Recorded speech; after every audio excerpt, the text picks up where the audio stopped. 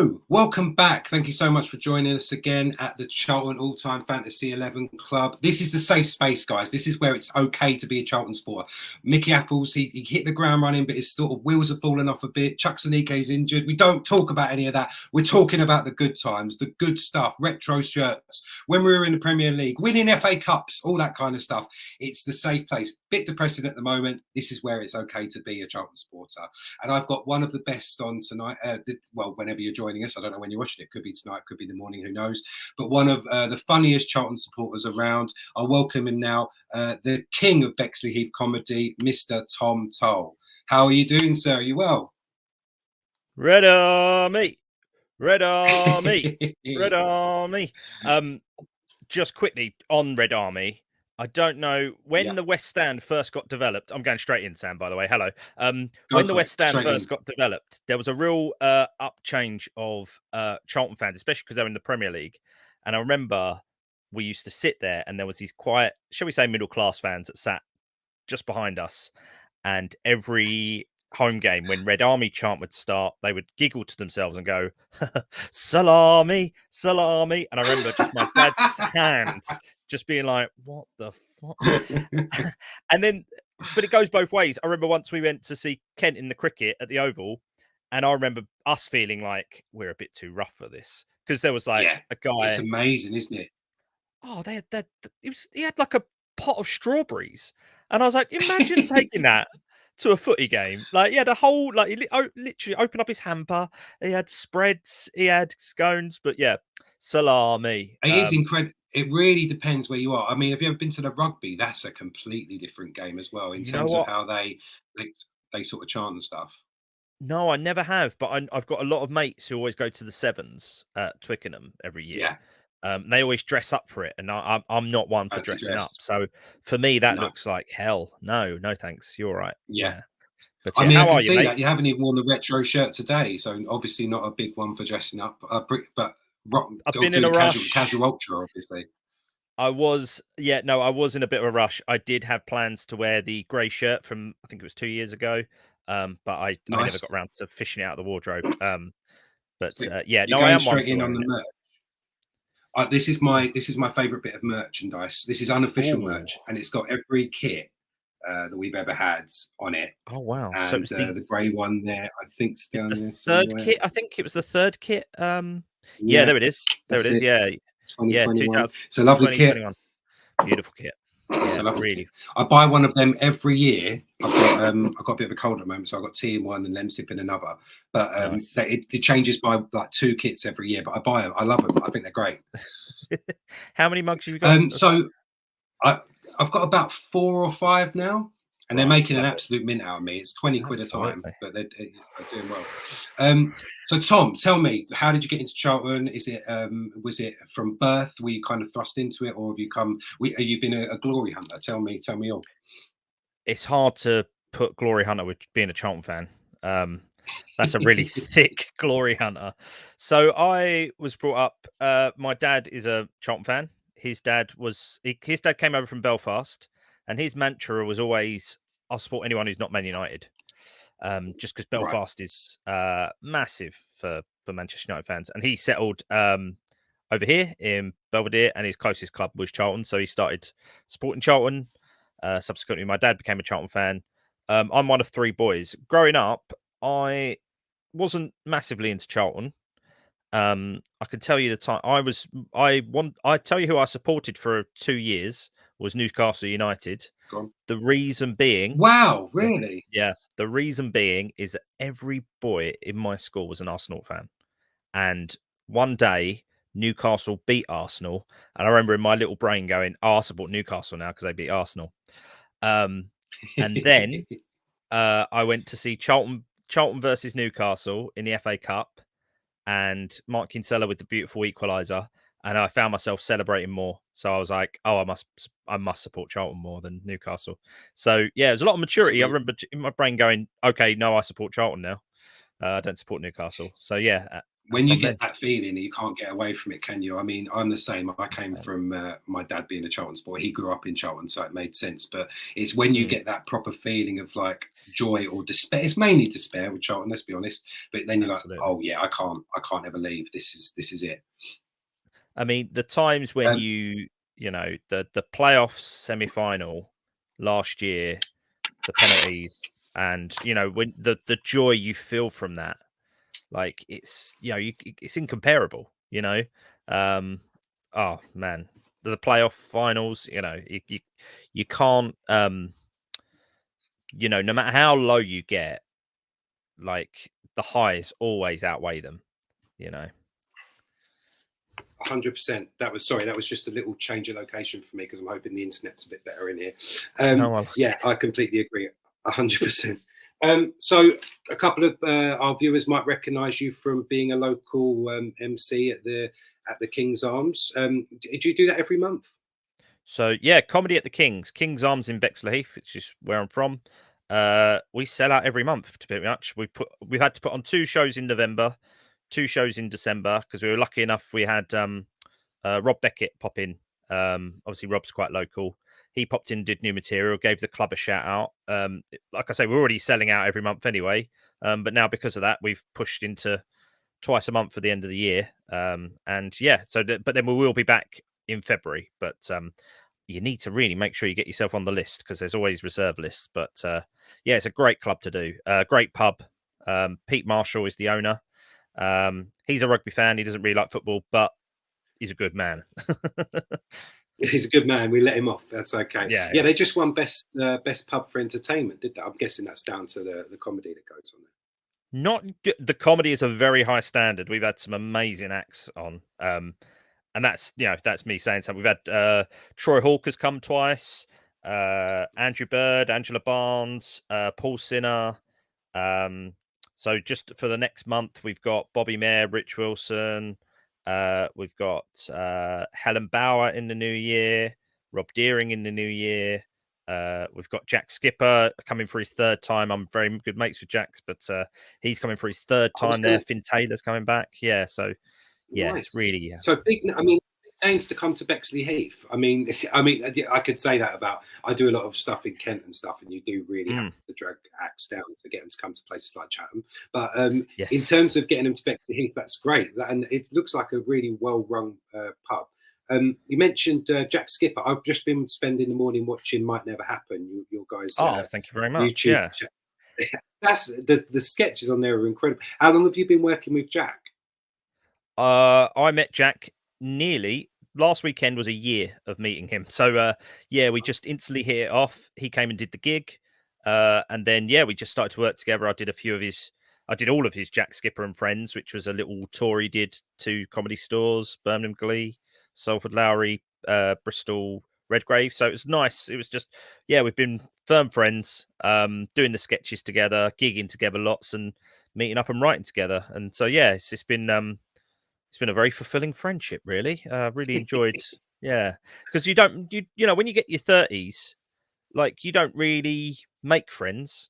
But no. Yeah, I have in Jack, so it's yeah, it's been really nice. And it's also sort of made me a bit more thankful for what I've have in comedy, because comedy can be samey, it can be a bit dreary, it can be a bit lonely. You're on the road a lot of times, so if you have someone to talk about and realize just what a great thing it is, just to remind you, just that's what it's all about. Just to remind you, you know, same with Charlton. Just every now and again, give us a 1-0 win where we can go, great. Same with comedy, just to remind you, this is great. This is amazing. Yeah, it's. I mean, I'll be honest. I'm tearing up. It's getting very emotional early on. I like that a lot. Those people that don't know Jack Skipper by name will definitely know him. I mean, he's gone absolutely mega viral, hasn't he? In terms of TikTok and Instagram hits. Do you write a lot of his solo kind of sketch stuff? No. I just we just write the sketches together, and then we'll occasionally throw ideas with each other. But all that the thing is, a lot of people know him as from the Instagram and the TikTok, but actually he's a superb stand-up comedian, really good. So yeah, if you ever get the chance to see him live, and I hear you ask, he is at the Star Pub in Plumstead, which is another of my gigs, on the 6th of December, and he is also at Comedy at the King's in Bexley on the 7th of December. So, yeah, if you are local, make sure you come down. Lovely stuff. All right, Tom. I know that we're on a bit of a. We've got a tight schedule. We've got a big team to get through. My first question was going to be, and my biggest worry about doing this was that everyone's going to pick the same players. And do you just pick the people that you grew up with? But your first player completely blows that out of the water. Do you want to start with your goalkeeper and tell us why you've chosen him? So my goalkeeper is Sam Bartram. Obviously, I never saw him play live. The FA Cup, and he still holds the record for the number of appearances with 623 matches for the London club. Sam Bartram is I've seen very little of him. He has a statue outside the ground. But yeah, he has a statue. Having made the most appearances for the club, over 600. You've got to go with the guy who's got a statue. That would have been even more. You've got to, I think. Imagine an Arsenal team without Henry. Included. So look at him. He's not got gloves on. Over 800 times. Imagine that. Look at that. Getting stuck in. So yeah, I had hair as well. Really good. Really, you'd be happy with that, wouldn't you? Oh my god! Oh, mate, just such a statuesque man that they turned into a statue. So I went with Sam Bartram just purely because I thought, when you have a Bartram's bar, you've got the statue. I mean, the obvious choice from goalkeepers I've seen. Well, there's one obvious and one not so obvious. So over the last few years, I've been watching Charlton Women as well. We go with my daughter and her friend Oliver from school, and his parents and his auntie and his granddad, actually. And we had a goalkeeper called Eartha Cummings a few years ago that was just brilliant. But she had a great season. She was only with us for one season. She went to Liverpool. Liverpool bought her. And obviously the obvious one for the men's would be Dean Kiley. Dino, some of the saves that Dean Kiley made in the Premier League, that one from Christoph Dugarry when they played against Birmingham, just insane. Oh my god! He couldn't kick for shit, but he was a brilliant, and yes, he does work for Palace now, but we'll let him off because he was a brilliant shot stopper. Oh my god! Even now, sorry, go on. Go on. I was just going to say, even now, when you see a keeper kick the ball out of play, they chant "Dino, Dino, Dino." Imagine that being your legacy. It's so true. And I think he's on a par with Scott Carson. You can always tell how good a goalkeeper is by how many teeth he's missing. Like, he's missing a good 3 or 4. Well. Carson, again, what a keeper he was. Oh, my God. We've had some amazing... And we're not even talking about the guy who won us the playoff final against Sunderland. Like, Sasha Ilic never gets a shout. But we've had some great keepers over the years. Yeah, we have. We really have. Even like... Darren Randolph, Rob Elliott. Nick Pope. I mean, I know he didn't get to show much, but look what a keeper he's become. Unbelievable. But yeah, I mean, it's a great start. And like I said, in terms of you can't get. How can you ignore the guy who's got the statue? That's completely fair. What do you want to go with first? Should we go with your right back? We'll start with right back. So I've gone with Luke Young. I think. Press the play. I'm going to press. I'm going to click the play on the video. Let's have a look. And again, very difficult to find a video of Luke Young in a Charlton shirt. This is him scoring for Middlesbrough against Spurs. Oh, I mean, I don't remember him doing that too many times for us. I remember him scoring. This is a game I mentioned, was when Liverpool were European champions. And he scored the second goal. And I just remember in my head going, we've beaten the European champions when he scored that goal. Great going forward. Great going. In the season we got relegated, he was a real bright spark. I feel like he was underrated. The other one I did briefly think of, but barely played for us, was the season we went up as champions. Obviously, we had been relegated the season before. Greg Shields. We bought a guy called Greg Shields, Scottish right back. And he started the season brilliant. He was like Danny Mills' replacement. Danny Mills went to Leeds. And he started so well, but got injured. And then we bought Luke Young and Kishishev the next season, who kind of sort of did that right back position. But Greg Shields was amazing. It was such a shame. He was so good. My brother had him on the back of his shirt. And that's in a time when we still had players like Kinsella and Dot Holland, like big players in that squad. Greg Shields in that squad, to get him on the back of your shirt, that's a real achievement, I think. He was so good. He was the 90s Chuck Zanike. You know what could have been. You know what could have been if he wasn't injured. And he got 7 England caps. I didn't realise it was that many, but I mean, considering he came off the back of, it came off the back of Gary Neville, or Gary Neville was in and around the team at that point, and like you said, Danny Mills, who'd gone to Leeds. 7 England caps is nothing to be sniffed at, not for a Charlton player. No, absolutely. I just think he would have thrived in today's game because he was so good at getting. I mean, he thrived back in them days, but like he could defend and he was brilliant going forward. So that's your perfect right back, you know. It's just a shame. He seems like he would have really done well in today's game, definitely. 100%. Right, are we going across the back line, or do you want to go left back? Your choice. I'll leave left back for the last of the fence. Okay, go just for it. Of So what he means. Who's your first centre back you want to go with? Rufus. Right, let's press play on this. This is one of my favourite videos I've been able to find. I found this from 1999, Soccer AM. Real nostalgia. Oh.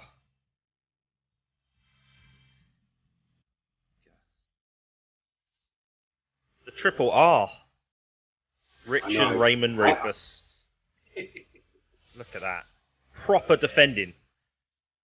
Like, all of these are fouls nowadays. All of these are fouls. Yeah. That's a travesty, isn't it? Only 147 league appearances. I know. He got a few nasty injuries, didn't he? Yeah. Oh, man. Honest none. No, why put that in there? Don't have it. Don't put honours up. Yeah. Why would you put honours in there? Rufus. He was like, you know, when people go, "Oh, you need a ball player." Like, as much as Luke Young, you could say I don't think Richard Rufus would have thrived in today's game in that he wasn't very good on the ball. But if you wanted someone to put a tackle in, to put his body on the line, to give 100%, that was Rufus. He was the greatest. Like, he was the greatest player. I think greatest defender to never play for England. He was so good, and I agree.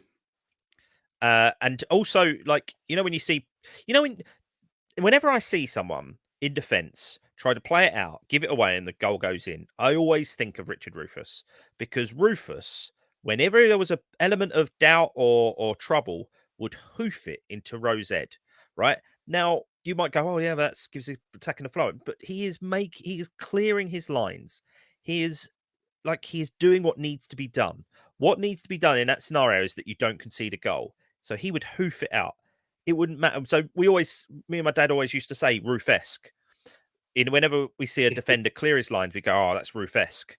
And like, honestly, going by how badly we've been recently, and I know this isn't the place for that, but the last 3 or 4 seasons, we've been so bad. Individual mistakes at the back. Like, every time they get the ball, you're just thinking, just get rid of it. You're not good enough to play it. Just get rid of it. It's exactly what I wish he'd come on as like a coach, because you think that's the type of player you need there. He was Mr. Charlton. He came up through the academy. He was voted the greatest ever defender, got put into the Hall of Fame. You think that's the kind of person you need when we're losing games week in, week out by just stupid mistakes. Just absolute class. He was class. His positioning was class. His heading was class. You know, I mean, I was a bit rude about him sort of not playing out, but that's not that. Back in those days, he was the perfect centre half. You know, he would give you everything, 100%. And yeah, it's just quite a shame to see how his life has gone since football's ended for him. Yeah, we don't need to talk about all the controversy around the doing this church out of the money. We don't need to worry about that. This isn't the place for that. But to be fair, talking about absolute class and being perfect defender, you could be talking about your next centre-back as well. Do you want to go for that one? The tank, George Costa. Ooh. Oh, I love it. This is now Gudjohnsen could be free here. Look at that. Away from the marking for once. Look at that. I mean, what a tackle. Inside of Gudjohnsen. Very swift recovery. Oh, my God. Nicks off his toes there. It's beautiful. There's no way he should be able to get back in time to get that. Like, he's massive. Yep. There was no real sign of goal for Gudjohnsen. Comes from Portugal. We had a Champions League winner in our squad, like in our team. It's mad. Like, imagine just signing someone who's won the Champions League for Charlton now. He was class. He was class. He was an absolute brick wall. And it did obviously. I've chose 2 out of the 4 famous young fish cost a fortune, and yeah, it was. I don't really in terms of saying, Rufus wasn't. Costa was brilliant on the ball.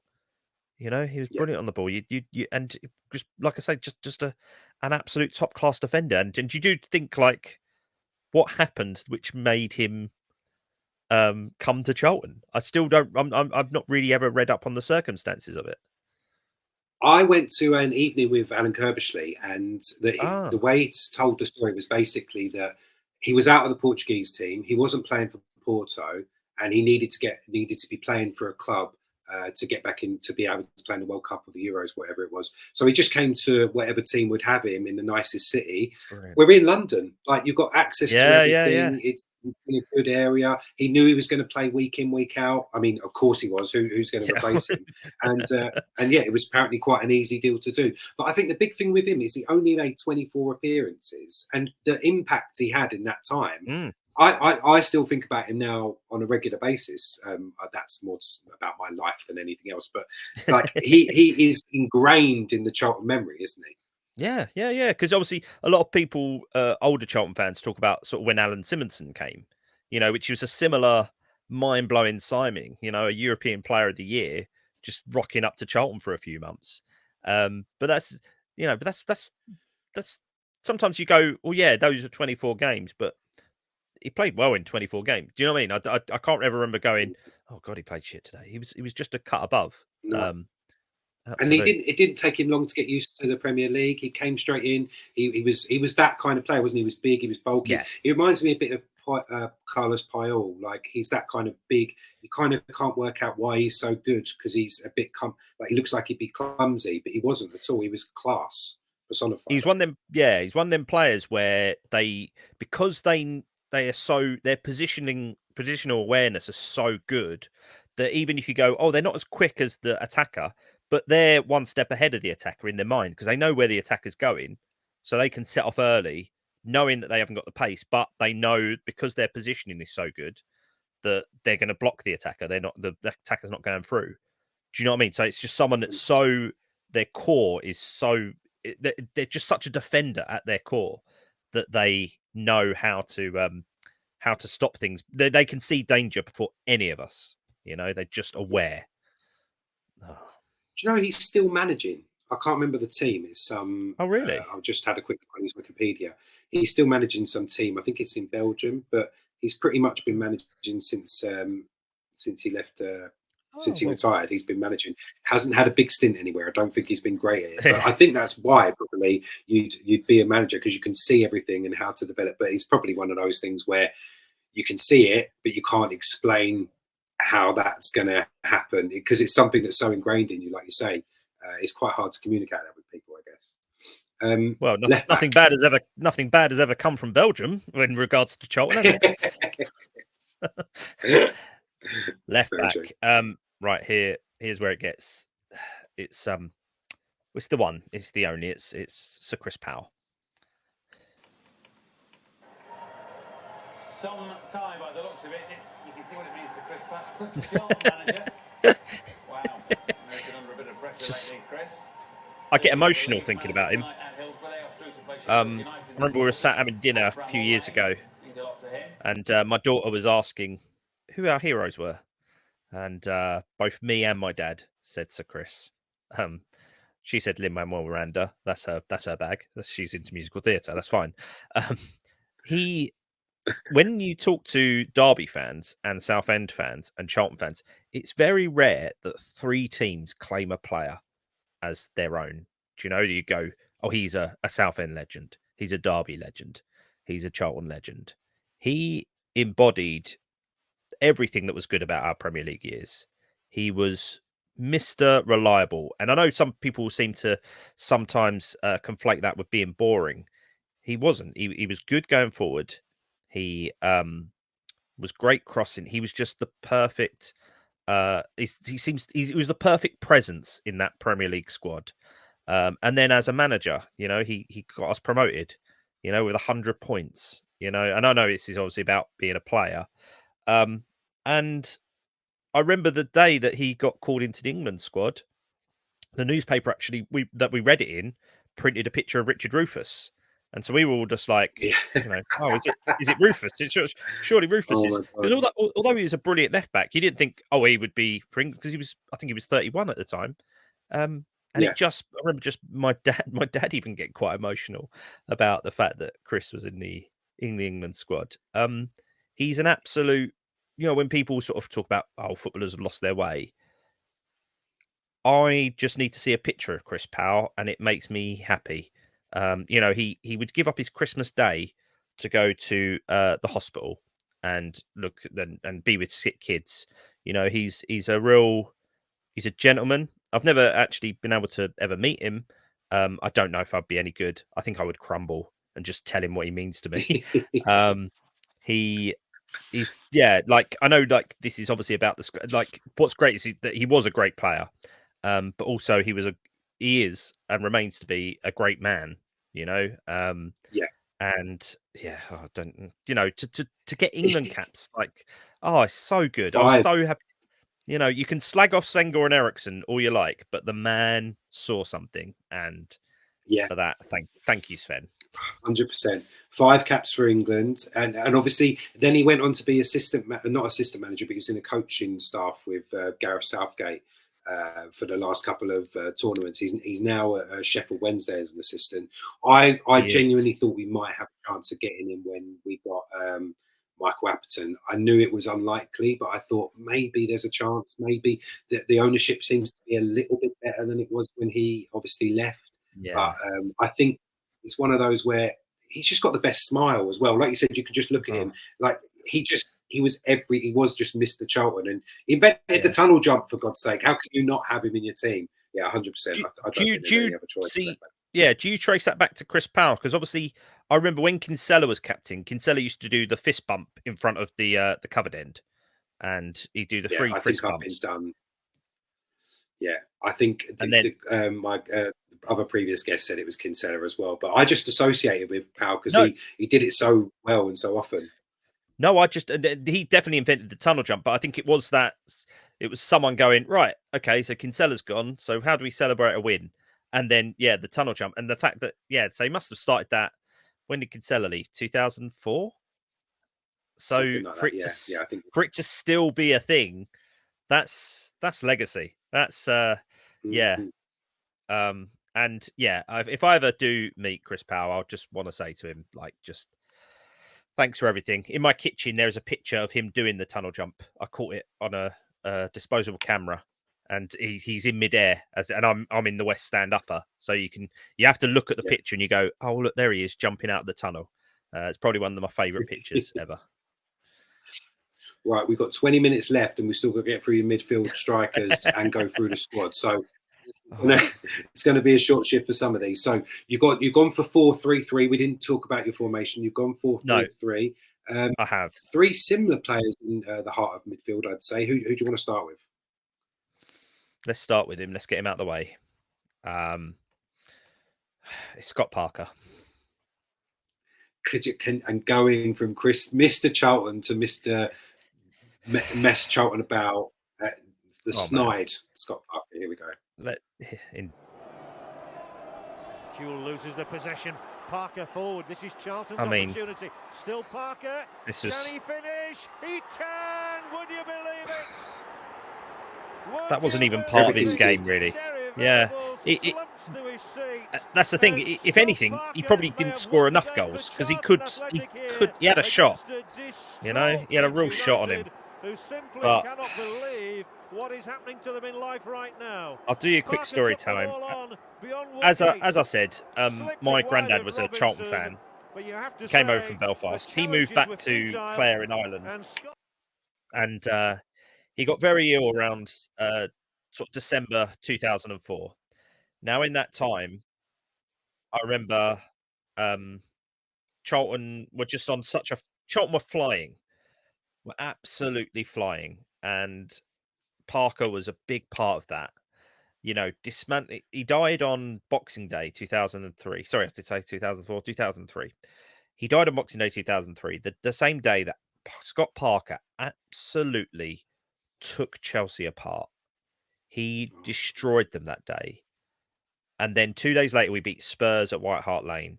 And I just remember thinking, oh, like, it'll be okay. You know, everything's going to be okay. You know, Granddad's gone, but Charlton and I know Scott Parker, he didn't owe me anything. He could have just given us 6 months. He didn't need to go to Chelsea in that January. He didn't need to, and they didn't need him. And if he had waited 6 months, then Mourinho would have come in, and Mourinho might have not gone, no, I don't fancy you, because he never did seem to fancy Scott Parker, which is odd because Parker does seem like a good Mourinho player.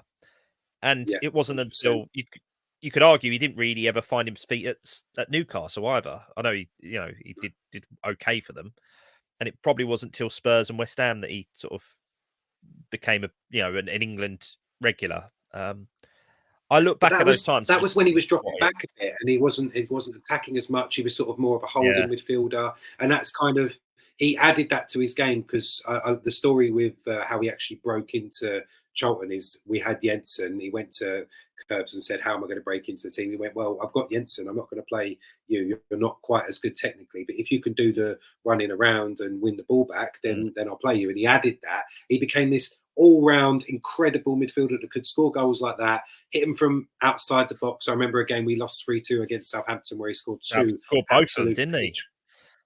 Unbelievable. And then he goes to Chelsea and he's third, fourth in the pecking order, and he never got back to his best, I don't think. I mean, we finished 7th that season, but we were 4th for a while. And we won one game in 13 towards the end of that season. And you just think, and we still finished 7th. And you think, well, that a couple more wins and we're in Europe. And that and if you're thinking about it, no, I'm not going to do a Lyle Taylor. Lyle Taylor for the exact same reason. You let us down. I'd love that. A team of Charlton Snides. That would be amazing, wouldn't it? All right. Hasselbank and Taylor up front. Jesus Christ. Oh, fuck.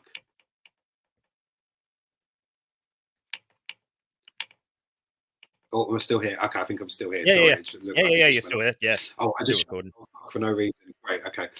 Right, you've got two Mr. Charltons in the rest of your midfield, though. So who are you going to go for here? Similar to Chris Powell, I think Matt Holland, you could argue, is a Charlton and Ipswich legend. Let's look at another one. This one, there's no doubt about it. It's an absolute peach. Do you know where we're going? Yeah, Leeds 3-3. You like this one? See the referee just behind me? This is again something that I don't associate with Matt Holland at all. Hitting him from there, I just remember him being an absolute workhorse. I don't remember him hitting goals like that. No, he just never stopped. He never stopped in that midfield. What an engine on him! You know, just never stopped working. One of them. He's a bit like when I don't think he probably will be many people's favourite player, but. He in terms of longevity, the guy was never injured. He was never injured. Every game, he always gave. He would always give you 7 out of 10 or above. You can't remember ever going, bloody hell, but Holland's having a bit of a stinker. Like he just exudes calmness, professionalism, and seems like a really nice bloke as well. I know that's not down to being a player, but that does help. It does help. It does, yeah, because it communicates with the fans, and I think he's got that bit of George Dobson about him, where he is just week in, week out the solid person you can rely on. He had 191 appearances. I didn't realise it was that many. But my favourite fact about him is he was the only Charlton player in the game which I was in love with, FIFA Street, and I loved that. Just seeing a Charlton player in a game like that with Ronaldinho, and I just kept him in my team the whole way through. He was the only person on there. That's why I loved him. Yeah, he would have fit in a bigger club. Like, we were lucky to have him. Like, he could have easily played for a top 4 team, definitely. And he retired with us, and he went down with us and stayed playing for us in the Championship. I mean, that's unbelievable. Absolutely. And he scored in the World Cup. He wasn't playing for us at the time, but he scored in the World Cup, you know? It's amazing. Yeah, unbelievable. Charlton at the World Cup, that's an ambition, isn't it? And then your third of midfield 3? So, let's face it, there's not many Charlton captains that have got 2 promotions on their CV. It's old Mark Kinsella.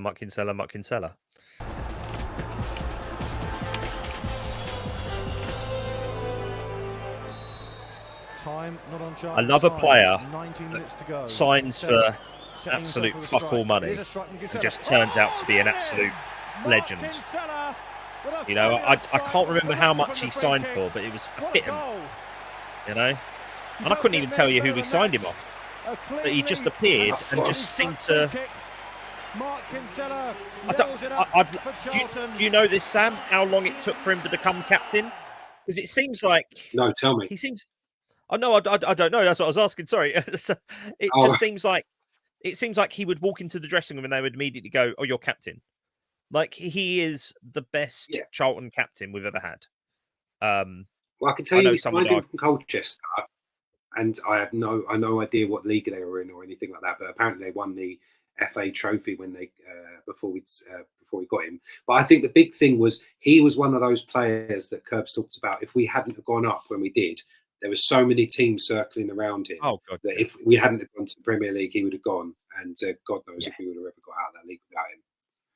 Yeah, no, he was just all, like, you know, like I say, similar to Matt Holland and similar to Parker. Was just all round game was excellent. You know, professional, excellent.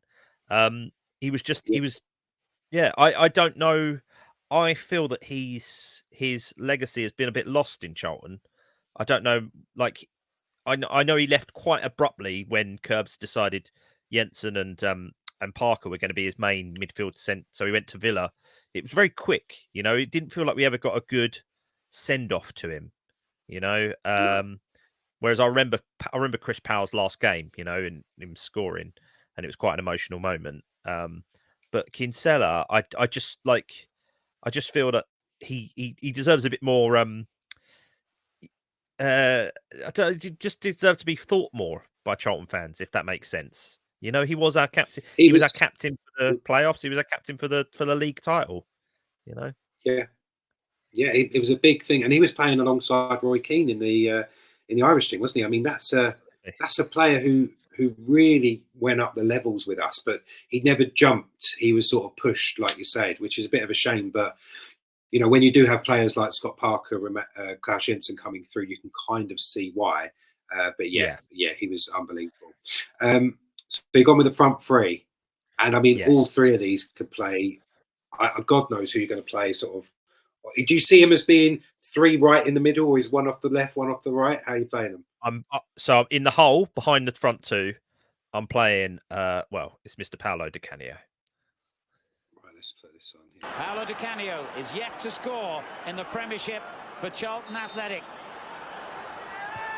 He has now.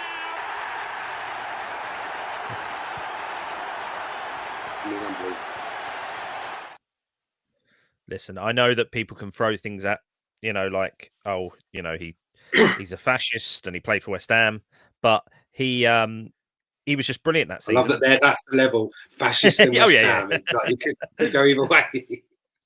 Hand in hand, really. He was brilliant that season. He got the most assists in the Premier League that season for Charlton. You know, like that doesn't happen. Do you know what I mean? That happens for a Chelsea. That happens for an Arsenal. It doesn't happen for Charlton. It's I know we didn't get as many goals as we would like from him. And they're probably, you know, you showed the Panenka against Arsenal. That probably is one of the my everlasting moment from him is when we were playing Blackburn, went 2-0 up. He gets brought off as a sub, you know, brought back onto the subs bench, and he's sat there and he's got his coat on and he's watching. And then obviously the Blackburn then score and then equalise with Friedel. And I just remember Di Canio going absolutely mad on the touchline. Yeah. I just remember him going 100%. absolutely bananas. And then 30 seconds later, Klaus Jensen's put the ball back in the net and he's going mental again, but in happiness. You can never, you know, you can accuse him of a lot of things. Have you ever heard the way the signing story, how we actually got hold of him? Was he on his way to somewhere? Like, no, was he signing somewhere else? No. He was on the free transfer list that comes out every year. Kerbishley gets it. He sees that Paolo lives round the corner, sort of just the other side of the bridge or something to him. So Kerbs drives round. He's not in. Drops something through the door. Paolo was on holiday. He comes back. He gives him the agent gives him a call and says, "Yeah, he wants to meet with you." So Kerbs goes round with Varney and someone else, a translator. They goes like mob-handed, and he's in there. He walks in, and Paolo's just in his little pants. So he goes in, and they all have a big chat, and they bring a video with them, like the history of Charlton, because obviously no one really knows it at that point if you're not Charlton already. And apparently he goes, right, I like Charlton, I want to join. Let's let them talk business, boss. With me and you will go and talk outside. The agent invites Di Canio back in, and he says, Kerbs, I really want to join, but have you seen what they're offering me? I can't join for this. So they negotiate, and that's how we get him. But Kerbs said what he did was he was the first player, because they introduced ice baths that summer, and no one was really up for it. And Di Canio sort of said, well, what's it going to do for Paolo? What does it do for Paolo? And he said, well, it's going to fix this, this, and this. And he jumped in. He was the first player. And I think that's what we needed. I think that was that he was the player who sort of brought us into the Premier League, if you like, and all these new kind of eating healthy with all the Italian food and stuff, and taking things seriously, looking after your body. He was the leader in that sense. And more power to him. He was must have been about 33, 34, was he, when he joined us? Like he was no spring chicken. And then from us, didn't he go to Lazio? And he was only Lazio, right. I think. That's the only team he would have left us for, because he was rare. I remember he played in the Welling friendly for the next season, you know, which is obviously always the first friendly we play. And then the next thing we hear is that Lazio want him, and so no one's going to begrudge him that. You know, it's a shame that we didn't have him longer. But I mean, like I say, I don't think you can really argue with someone getting the most assist in the Premier League that year for Charlton. And once again, we could have finished higher than 7th. What could have been? What could have been? If you got, because I'll end up crying. I don't want to cry on the podcast. I don't want to do it. I can't do it. I very nearly. Who's your two out and out? It's one of them is it's Super Clive Mendonca.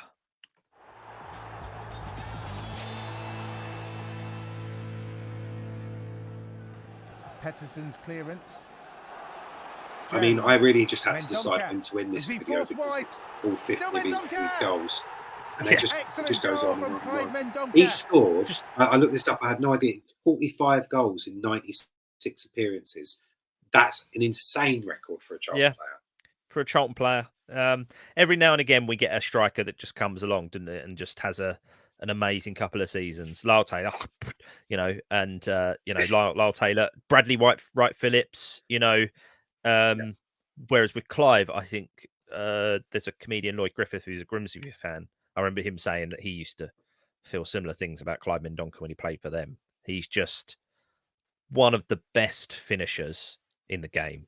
He just knew, like, similar to how I was talking about George Costa, not the quickest, but because their awareness of the game and Mendonca's awareness of the game was so good, he would be 2 steps ahead of that defender. He would know exactly where he was going. He would know exactly how to trick the defender, and he would know exactly where the ball was going. Like, his finishing was unreal. And what's great is he got to showcase that at the biggest stage, at the playoff final. And you look at all those goals, and they're all quality finishes. Like, they're insane, aren't they? I mean, the touches, the distances are all different. They're all so different, such different goals, but they're all class. Like, they couldn't have been any better. Absolutely. Yeah, I can't see anyone. And yet, you're the only guest so far that's chosen him. But the next one, I think, will be chosen pretty much every person. Who's your final striker? The best forward in the Premier League that we've ever had, and that was Darren Bent. He was Schmerz in. And forward for Bent, and he's on the side again. Could this be two? Got stuck up behind him. Oh, how confident was that? Just insane. He knew it hadn't. I just remember never. I remember we signing him, and he broke into the Ipswich first team, and he had played a few games. But I remember us signing him for about 2.5 mil, and thinking that seems like a bargain. And then we signed Danny Murphy as well, and I just remember that team, it was unbelievable. Like, Murphy threading those balls through to him, and Bent was so quick, and he was so. And that's what dismayed me when he went to Spurs, and people started going, "Oh yeah," they sort of made him out to be an Andy Cole figure, where it's like, "Oh, he needs about 5 chances to score." I'm like, no, honestly, he was a brilliant instinctive finisher when he was at Charlton, and 2 seasons we had with him, and he was brilliant. Even in a real struggling the season we got relegated, we were struggling. He was still scoring.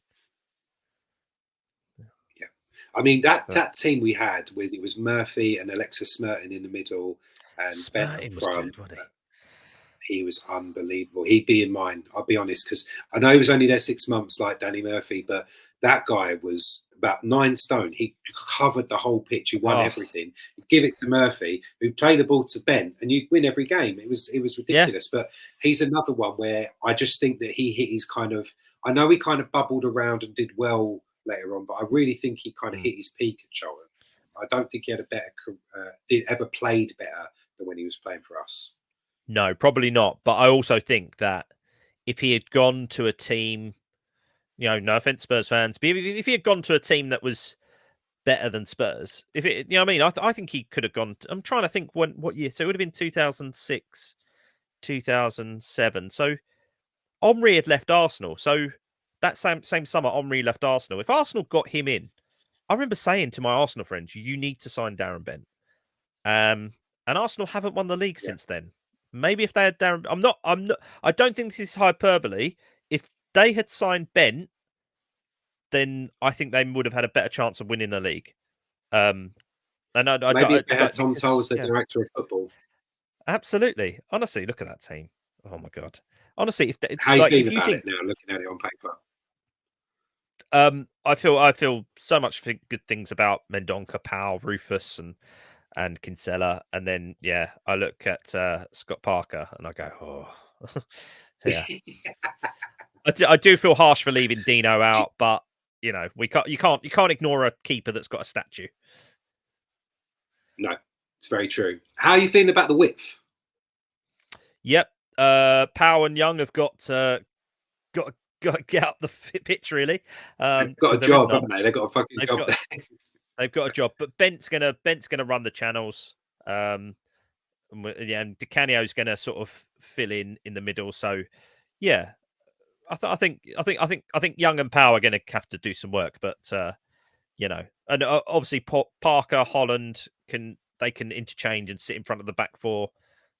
So yeah, I think I feel good about it. Even Kinsella will probably sit in front of the back four. I think it's going to be hard for an opposing team to predict how my team's going to play because everyone can do kind of everything. Di Canio can drop into midfield. Di Canio can drop onto the wing because I don't know. So that's my tactic.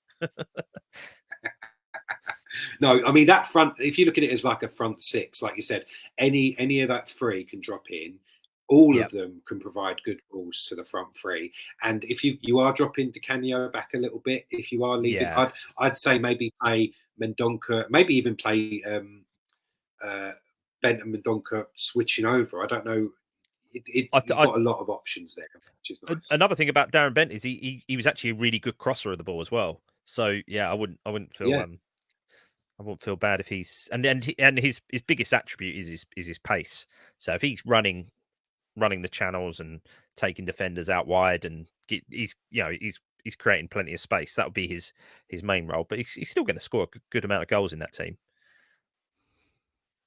Who's managing them?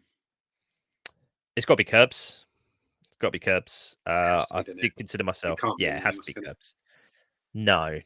There's a reason it's the Alan Curbishley. I mean, obviously, I could have said Jimmy Seed, could have said Chris Powell, could have said Johnny Jackson, but isn't that quite bad that we've only had 4 good managers? When I think about it, Lee Bowyer did get us promoted. He's the only other one I think in recent. Oh, sorry, Bowyer. Sorry, I meant Bowyer rather than Johnny Jackson. He could be the manager for the team of Snides, because obviously he left us a little bit high and dry as well, didn't he? So maybe he can manage that team. Who would you say? Bowyer? Yeah. I remember him not having the best relationship with Charlton fans afterwards.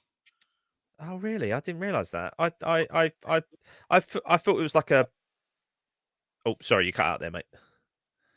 Sorry, mate. After when Bowyer left as a player, I don't think it was on particularly good terms, according to the fans that sat around me and were there at the time. But as manager, he kind of left for Birmingham, didn't he? And we were in absolute dire straits. And I think if he was kind of left holding the baby a bit when he was manager, it's like, if I leave, the whole thing comes crumbling down. So no, fair play to him for that. Yeah, absolutely. And then we got what's his face. The most positive man in the world. We had Jackson for a couple of games, didn't we? And then it was what's it? Oh, Nigel Atkins, who started quite nicely, and we had a good end to the season then when we possibly could have gotten the playoffs. And then that first game of the season against Sheffield Wednesday, it was 0-0. I just remember thinking, this was boring as shit. Jesus Christ. I'm terrible though, because I buy into every new manager that comes in. I buy into. I go, I'm not going to get my heart broken again. But it happened with Atkins, and I watched all these little positive videos. Ben Garner's done some amazing stuff in terms of like conversations about technical football, and he's managed abroad in India, and like how he's built his career.